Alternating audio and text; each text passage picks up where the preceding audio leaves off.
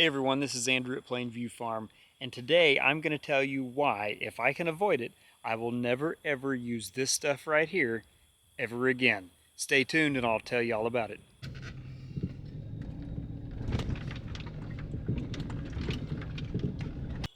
Hey everyone, so it's been a little while since I've posted a video, and as you can see behind me, it's because I've been kind of busy.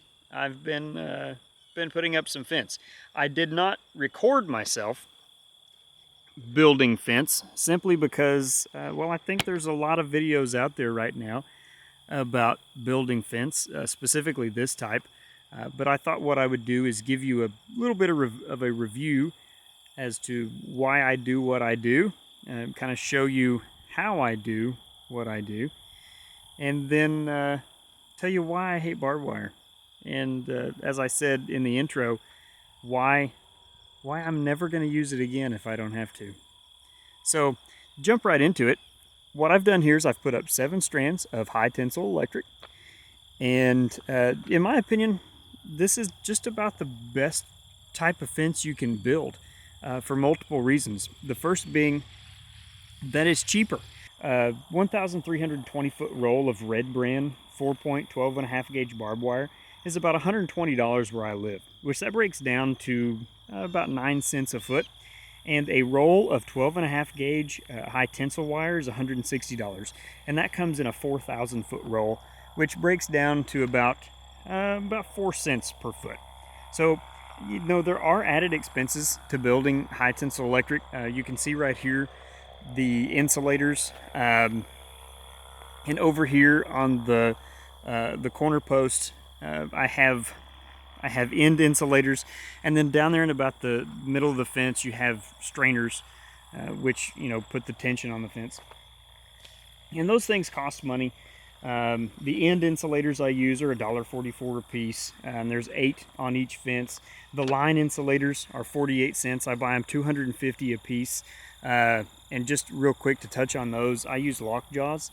I like lockjaws, and I've gone to where I use them pretty much exclusively, where I put the wire up against the fence. There are some spots where there is a pre-existing barbed wire fence that, you know, joins some neighbors. So I use offsetting insulators there because I don't want to tear down the fence. It's still serving its purpose. I don't want to tear it down. I don't want to upset my neighbors by tearing down the fence. They may or may not like electric, but anyway, the point is that the lock jaws, in places like this where it goes right up against the post, you can put those lock jaws on any way you want. It doesn't matter if the post is sideways, backwards, forwards, any direction. It can even be kind of turned a little bit at an angle. You can put that on there kind of at some funny angles as well, and still get your insulator on your post and be able to run your wire straight. And I'll tell you, this lockjaws is not paying me. I just really like this product. That's just how good I feel about lockjaws and the quality of product it is. And also, if something runs into it, you know, it takes a little bit of abuse, but if something runs into it, instead of breaking the insulator, it will actually pop off of the post, and then I can come back here and put it back on the post. So if a deer runs across and jumps over the fence or runs through the fence, I can put the fence back together pretty quickly without having to replace the insulators. I just snap them back on and we're back in business. But anyway, those insulators, like I said, they're 48 cents a piece. I buy them in quantities of 250 in order to get that price. And I use 4 per post, which comes out to $1.92 per post. 45 T-posts in this fence. That comes to $86.40. The strainers are $3.59 a piece, and there are 7. I have 7 strands of wire here, so each strand gets a strainer. And so that comes out to $25.13. So I do have an additional $123.05 whenever you count the strainers and you count the line insulators and then the end insulators. Those are an added expense. But the thing is, with a high tensile electric, is that you don't have to use as many posts. I use about 1/3 less posts than I would with 7 strands of barbed wire. If I put 7 strands of barbed wire up out here, the way I figured it, I would have had about 70 T-posts, okay? And the cheapest place I could find T-posts was $5 a post. And to me right now, that sounds like a really good price. It's high, but it's a really good price compared to other places. There's other places that are well over $6.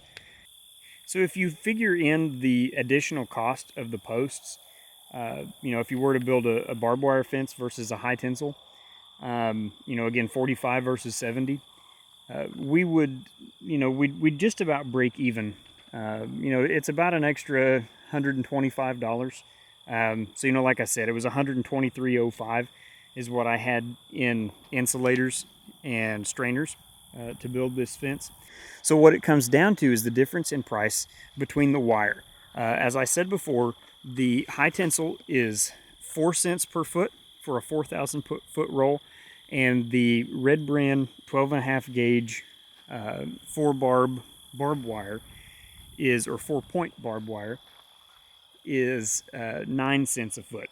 So whenever you figure up 1,000 foot at 7 strands, the barbed wire is going to cost $350 more than the high tensile wire. So the benefit here, okay, is that you save 350 bucks, right? Like I said, whenever you count the insulators, the T-posts, you kind of break even there, but the difference is in the wire. $350 more for the Red Brand barbed wire than it is for the high tensile electric. And to me, you can buy a pretty decent Energizer for $350 in just 1,000 foot of wire, or just 1,000 foot of fence, rather. So again, that cost is one of the major factors as to why high tensile electric, in my opinion, is the only way to go, or the main way to go. One of the other reasons I'm a major proponent of high tensile electric is that it goes up so much faster. With the wires being smooth, as you can see right here, these wires, they're slick, they're smooth, they don't snag on anything like barbed wire will. Okay, so whenever you start pulling, unless something goes wrong with your rig there, your spinning jenny, or you just run out of wire, you're not going to have to stop and go back and pull it up and that kind of thing. I did clear the ground off a little bit here just to kind of clean things up before I built this fence, simply because it made it easier. But I could have pulled this through brush and not had any problems, okay, other than having to fight the brush. Barbed wire, I would have carried half the brush up the hill with me by the time I got up there. So I spent probably 10 to 12 hours building this 1,000 foot fence, whenever you count, driving the posts, pulling the wire, putting on the insulators, putting on the T-post clips, all of that, which 10 to 12 hours for me is pretty good work. That's a pretty good time. I don't work as fast as others, but there may be some that might be impressed. I don't know. That's not really what I'm concerned about. But the point is, had I put up a barbed wire fence, it would have taken me longer than 10 to 12 hours. I can promise you that, because I would have had to drive 70 posts instead of 45. So I build, again, these electric fences, 7 strands. And another reason that I like these is because 7 strands of electric will hold just about any animal I want to put on it. Whether it's goats, sheep, pigs, cows, donkeys, horses, elephants, whatever it is. They're probably going to respect this electric fence. That bottom wire is 6 inches off the ground, then we go to 12 inches, then we go to 18, 24, then we jump up to 32, 40, and 48 on my wire heights. Okay, and I've discovered in my case anyway, that is perfect. Pigs don't want to try to root under it because they get shocked. Goat kids and lambs don't want to go under it because they get shocked. They don't want to try to go through it because they get shocked. Calves, cows, donkeys, all of them, they get shocked and they stay back. They try not to go through that fence. They try not to touch it. In all honesty, actually, sometimes, and if I was in a spot where I could show you, I would, but they will not graze right up against that fence because they know it's going to shock them. So they'll leave just a little bit of space. between the fence and where they decide to eat. But I'll tell you, as a kid, barbed wire, it worked. For the most part, an ornery animal would go through it. We actually had a bull one time that would stick his head in between a couple wires and pull a post out of the ground so he could just, cross wherever he pleased. So he wouldn't do that with an electric fence because it would shock him. He didn't want to stick his head between the wires because it was going to bite him. So, I've seen pigs scratch their backs on fences and ultimately push them down. I've seen goats climb fences, okay? And I've never had that problem with an electric fence, whether it, again, was with the pigs, whether it was with the goats, whether it was with the cows, the donkeys, whatever, okay? They've always respected that fence. So, and another thing that I really like, probably my favorite thing about electric fence, is that I can divide and subdivide off of this electric fence any way that I want. Okay, so my perimeter fences, every one of them have electric in them. Okay, every single one of my fences, my perimeter fences, have electric, and most of my perimeter fences are all electric. I mentioned before that some of them, it was already a barbed wire fence, so I kind of offset it, used offset insulators to put my electric in there. That allows me to pull off of the fence anywhere I want and divide and subdivide my pastures however I please. If I have enough reels and enough poly wire, I can divide my pastures until I'm content. I can make them where I have set up daily moves. I can set up any way that I want. And that's one of probably the greatest benefits of this, is it allows me to be much more efficient whenever it comes to forage. So anyway, this is what I've been up to, building fence. And like I said, I decided not to show myself building fence. Like I said, there's a lot of people out there that have already done that. But if you would, go down in the comments and tell me what your thoughts are. What do you like? Do you like barbed wire? You like woven wire? Do you like high tensile electric?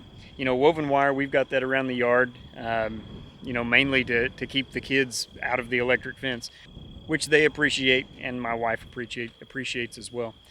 But so anyway, what do you prefer? Do you agree, disagree? You think I'm out of my mind?